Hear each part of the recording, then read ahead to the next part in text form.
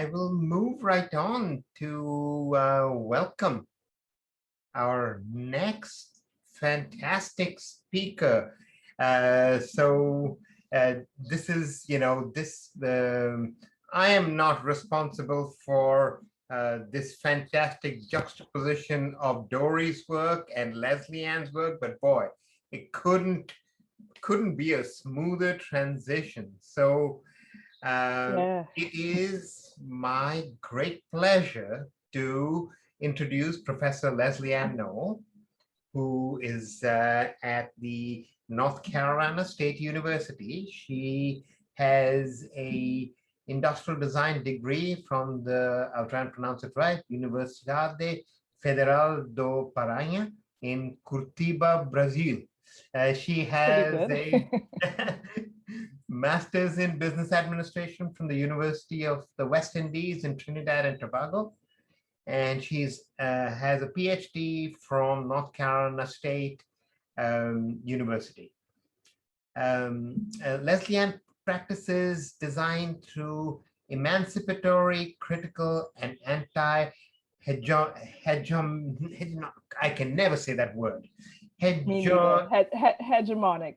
Hegemonic lenses. That's, we all have a word we trip over. Yeah, Yes. anti-hegemonic lenses, focusing on equity, social justice, and the experience of people who are often excluded from design research. Her research also highlights the work of designers outside of Europe and North America as an act of decolonizing design.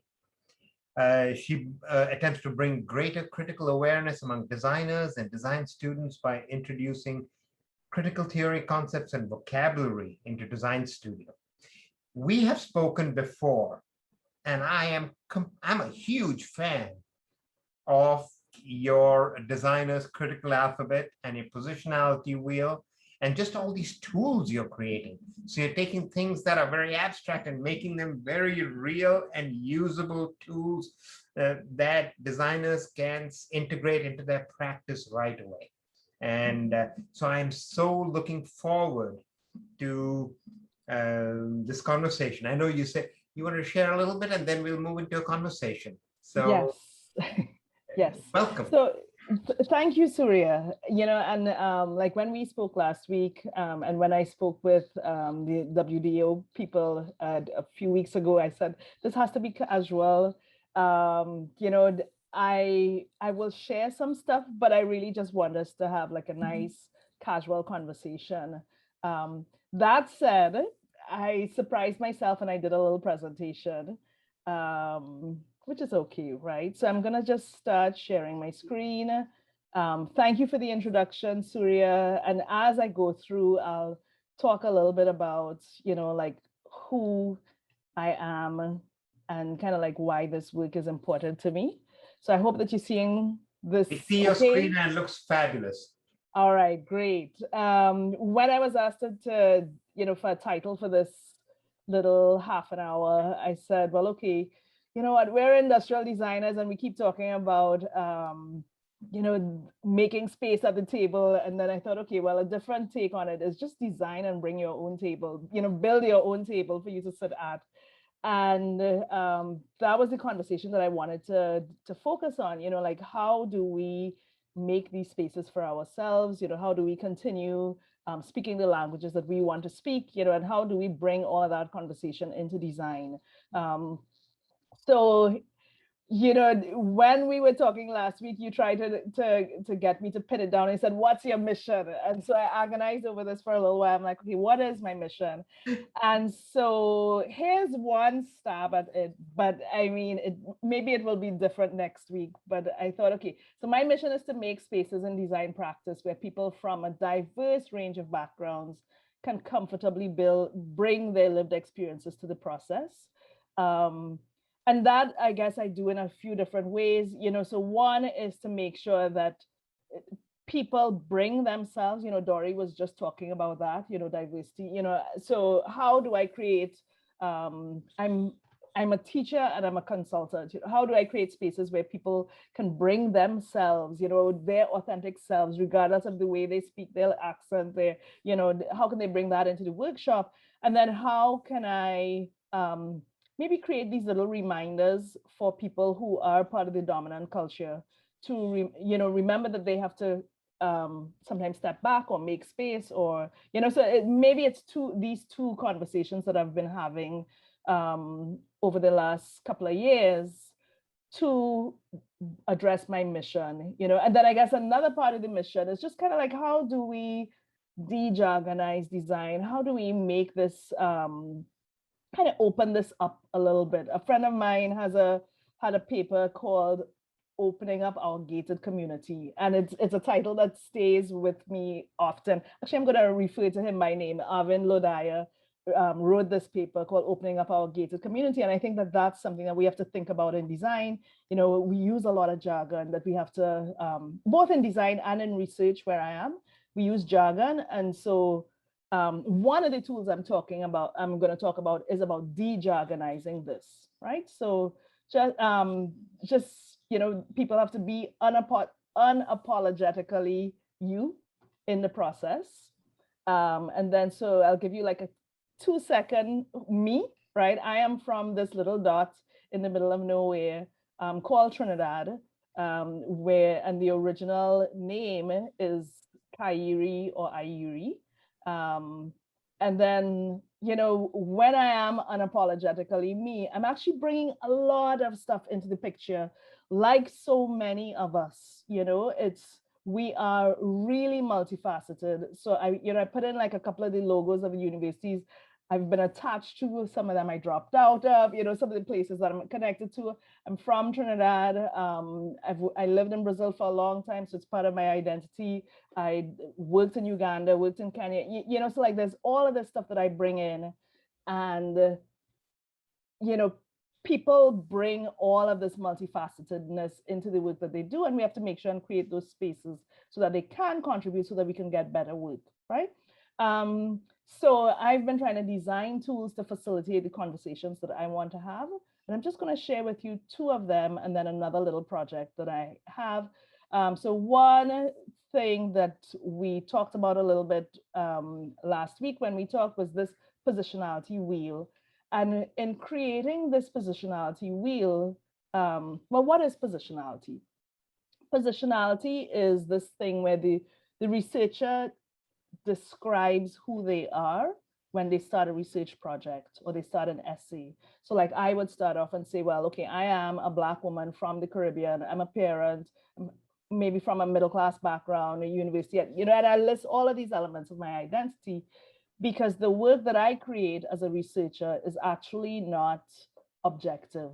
And so you might need to know who I am to be able to read that, okay?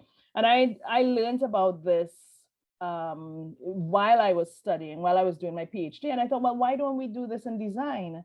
Because the work that we produce as designers actually very often is not objective. And we are bringing our own identities into the design process. And so maybe we need to see these identities a little bit more explicitly. And so this positionality wheel is a tool that I created to facilitate some conversations in groups. I myself, at the time that I was using this, I wasn't so comfortable talking about race. And as maybe the only person of color in a room, I wasn't so sure if I wanted to facilitate conversations about race. And so then this became a visual method that people could use to talk about different elements of their identity. So they could talk about their age, their gender and sexuality, ability status, marital status, etc. 12 elements of the identity that they can bring into the conversation and debrief as much or as little as they want. But the fact is, then we start to see visually where is their heterogeneity and where's their homogeneity, and how does this impact the work that we do as designers? Because maybe then when we say something like, well, we think XYZ, we start to see, oh, well, this we is really white males who are age 27, when we have this tool. Or maybe we'll see it's actually Black women or whatever, so we figure out, okay, who's the we that we're really talking about, that sometimes we need to see. Okay, so that's what this little tool is about. And this is available for download. Other people can use it. friend of mine, Daniel Stillman, created a mural template that people can use as well. And I'll share both of those links afterwards. And people have been adapting it. And I hear a lot more people talking about positionality now than I've heard before. Then the other tool I wanted to share is the critical alphabet, which I created also around the same time as the positionality wheel, so I had just finished my PhD, where I was reading a lot from critical pedagogy. So, work by Paulo Freire. I was reading about transformative research and emancipatory research.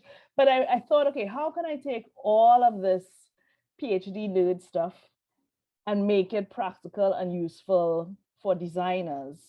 I had been struck in one of the design classes that I was teaching that, throughout the class, I kept thinking, oh, I wish some of these students understood a little bit more of this concept that maybe I had just learned about, and I was trying to see ways that I could bring in some of these concepts into the classroom, so that students could engage with the difference a little bit more. And so that's how I created this deck where I would leave a card. Now I have to be, I'm saying this in front of everybody, I can be a bit of an avoider. And so this was like me again, trying to not have confrontation with these students, so I was like, okay, I'm going to drop a card on the desk and walk away and tell them that they now have to work from the point of view of this, the card that they were given, And so it was interesting, it was interesting again for me to be a fly on the wall, and listen, like critical race theory is a hot topic right now. And this is the hot discussion that I remember when I did this once with one of the student groups. I dropped the card on the table and said to the students, well, does the perspective change if the user is of a different race? Because that's a color. And I remember listening to the, one person banging their hand on the table and saying, no, nothing changes. And the other people are saying, but of course, yes, things might change, and it was really good to hear the discussion that happened as a result. Because, if I think back to my design education, which I enjoyed, we didn't discuss things like that. Now, it's not that I didn't discuss those kinds of social issues at school, but I discussed them with the people from social sciences or from history or from political science, or, I didn't have those discussions in design. And so it was great to see those discussions happening in the design studio, right? All right. So if we talk about making tables, my friend Renata Marks-Leitown, who Dory knows, and we created our own table within the Design Research Society called the Pluriversal Design Special Interest Group, where we just wanted to create a space where we wanted to discuss work that was relevant to us as designers from the Global South. And designers who wanted to talk, we wanted to talk about other discussions that maybe other people didn't want to. And so we created a group for that. And then the last slide is I'm co-chairing a group within the design future of design education project. And, there are many other people who are co-chairs, of course, of groups, but because I'm now comfortable with making my own table, I was able to make this table and bring all of these people to this table and say, okay, let's have these conversations about the future of design education. And so this is the stuff that I've been involved in.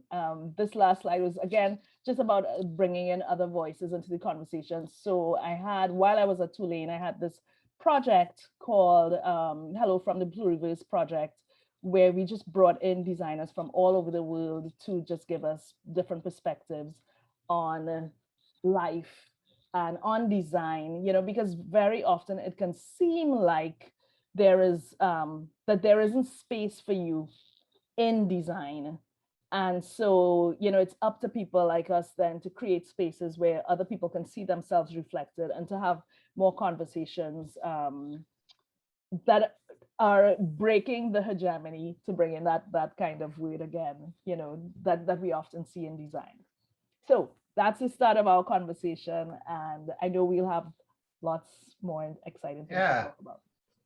Lesley-Ann, thank you. My God, what a prolific um, career you've had so far, moving through different disciplines and, you know, sort of almost carrying the pollen from one place to the other, right? From these disciplines that have a rich theoretical tradition to design, which is, you know, we are typically we've been a profession of practice, right?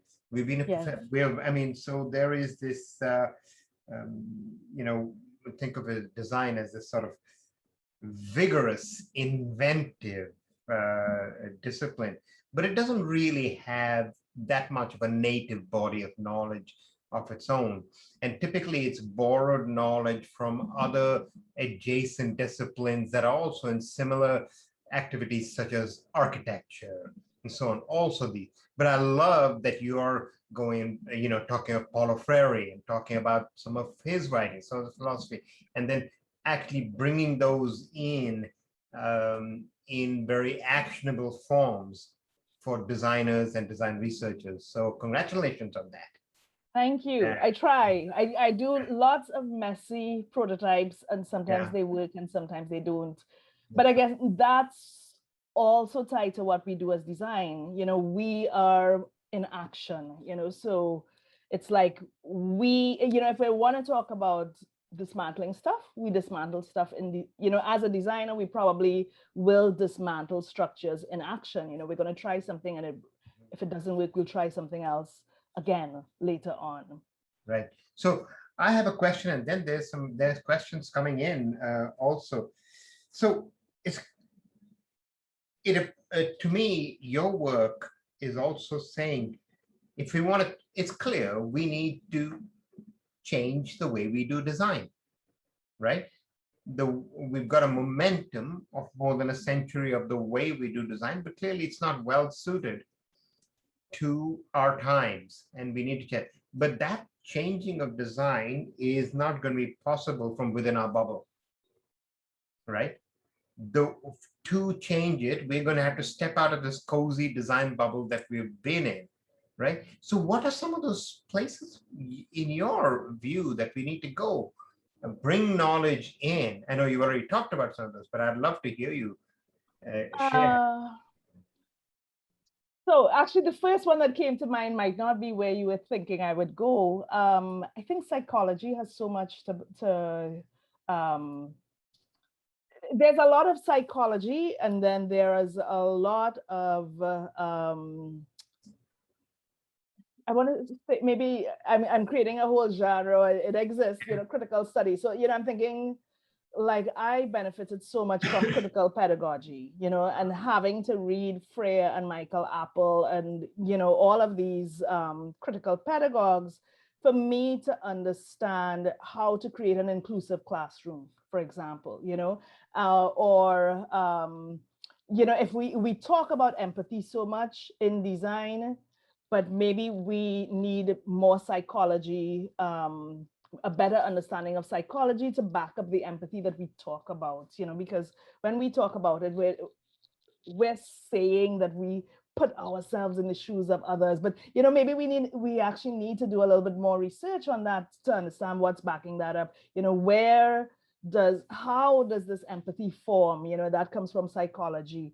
You know, and it might not even be, we already do borrow a lot from many different fields. It mightn't be that we have to go so deep, but we have to learn to work with, you know, maybe it's richer collaborations with people from other disciplines. You know, I certainly have benefited a lot from when other disciplines tell me, you know, make some suggestions about what to read. You know, I guess the last point, because I know that there's a question in the chat, it's that we have to understand that what we do is situated in culture and cultures. And so I think that a lot of designers need to have a better understanding of culture in general, whatever we describe, whatever we think that culture is. And so that might be where the identity, you know, people's identities come in, you know, people's places, all of this stuff will help us to unculture much better. And Yeah, definitely need wonderful. that. Would you, is there a place that you recommend to folks as a starting point to gain that better understanding of culture? Is it, do you have something that is your go-to resource? Or, So this is going to sound very kind of banal, and we just have to practice better listening and looking. I think that maybe I'll throw all of design under the bridge and say, because design is so tied to this kind of Euro-American way of being, maybe designers willing to sell our products, and so there's a different kind of disposition that maybe comes with this design world that we're in, but we have to consciously learn to maybe keep quiet, listen more, look more, to get that better understanding of culture. We have to pay attention to many more details. And so, while I am not going to suggest like one resource, because easy culture is all around us, right? So, some people will, we had a discussion the other day about the Black Panther. A group of designers had a discussion about the Black Panther movie and how this has affected the way that we see design and whatnot. So it's like, it's not one place that we're going to look to see how we understand culture. It's that it's all around us, and we have to just analyze things differently. Just dive in, as you say, it's like so it's more about behavior. So we are here in the chat. We hear from Diana Gonzalez saying, yes, better understanding of culture. So here's a question for you from Claire Brophy. Thank you, Lesley-Ann. When using the positionality wheel, one of our students wants a specific space to include her faith. Could you talk about that? Yes, I can actually talk about that because somebody asked me about that a few months ago. And, so all of the tools that I create and all of the tools that anybody creates, we also have to remember that these tools are created from these people's positionality. So we see them also in the tool.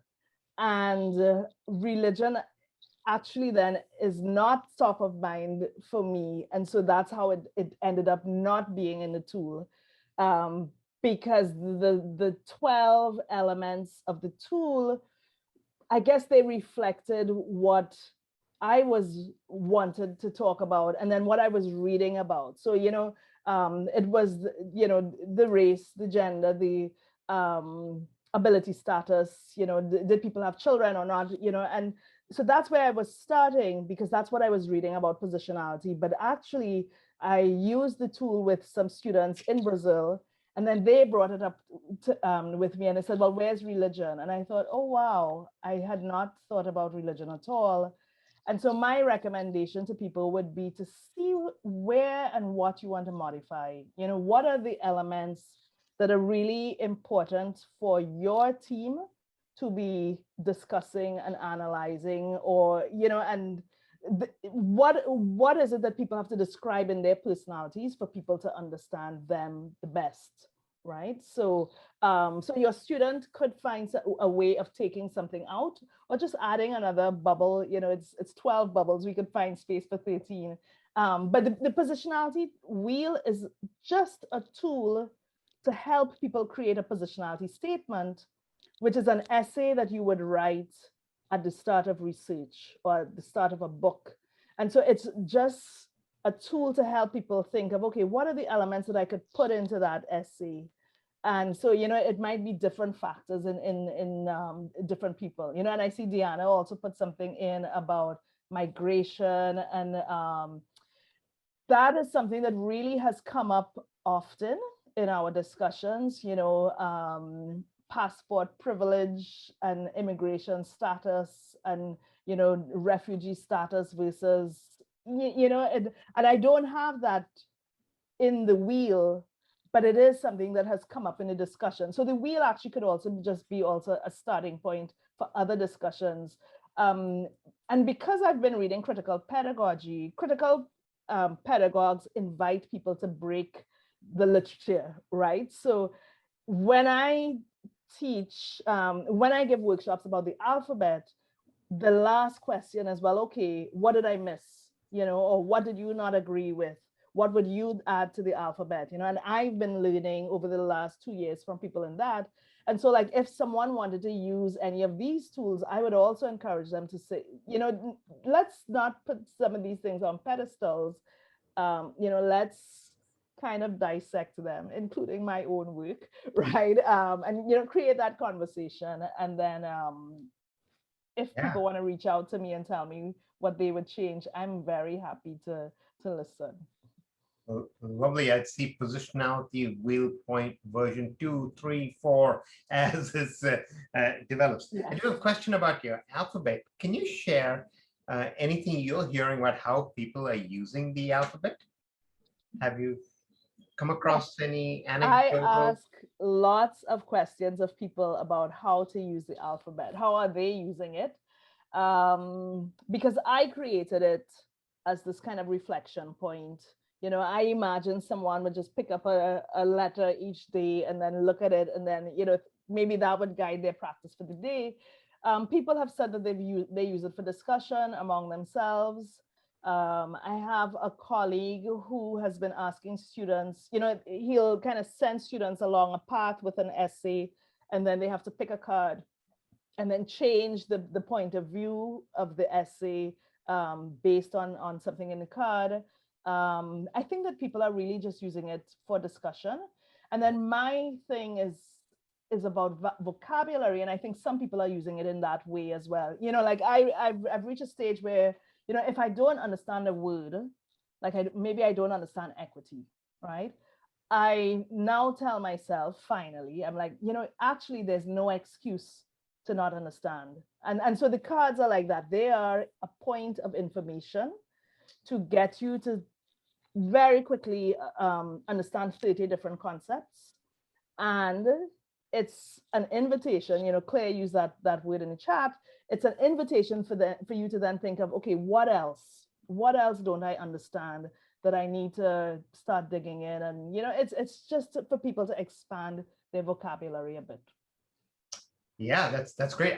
You know, it's something that I look forward to using for team forming and norming when teams come together, because it surfaces assumptions, aligns folks, you know. So I think it's such a simple but powerful tool. And I think just as we are closing here, one of the things I really enjoyed about the work that you're sharing in our conversations is, you know, you're going through your own journey of discovery of design, of research, of, you know, critical pedagogy, and a bunch of things. But I really love how you're taking that and not just creating this understanding for yourself, but turning these into tools that others can use, and these very simple, usable tools. So on behalf of all designers, thank you for that. Thank you. You know, that's it. That's wonderful. And I just want to say thank you for sharing all of your work. That is just wonderful to have this conversation. Thank you so much. You know, and I'm having a public process of unlearning and sharing this unlearning process with other people, learning and unlearning. So, you know, people can reach out and connect and see what else I'm unlearning in the future. So thank you, Surya. Okay. All right. Bye, Lesley-Ann. Bye-bye. Over to you, Natalie. Thank you very much. Thank you, Lesley-Ann, for your time. And Surya, thank you for your wonderful moderation of the few sessions that you did for us today. It was great to hear from you and have your conversation with these wonderful panelists. And a thank you to all.